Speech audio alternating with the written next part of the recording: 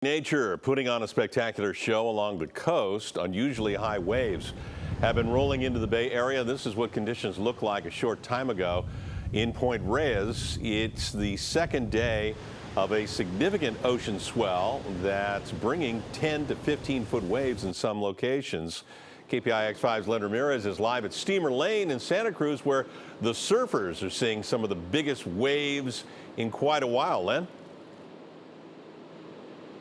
That's right, Ken. Believe it or not, there are still surfers in the water at this hour, even in the fading light. And in fact, just within the last half hour or so, some of the largest and most well-formed waves have been rolling in. The waves have been pounding the coast all day, and surfers have been taking full advantage.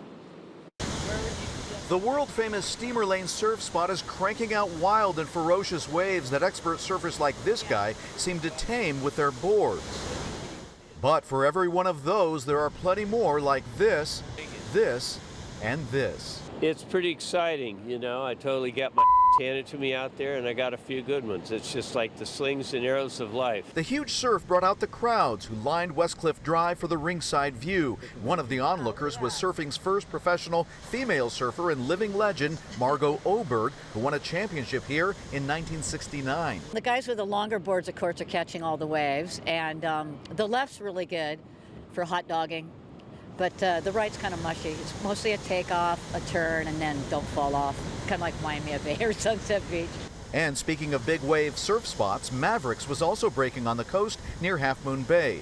But the waves themselves put on a show of their own, from these at the Pacifica Pier to these at Lighthouse Point in Santa Cruz. The waves are wild today. They're very, a little bit scary and very powerful, beautiful. They're coming all directions and going over the rocks. They're very beautiful. And with the bigger waves comes the heightened concern for safety. The Santa Cruz Lifeguard Department kept a presence here all afternoon, and in some cases was discouraging some of the less experienced, some of the younger surfers from getting in the water because the waves, when they get this high, are just that dangerous.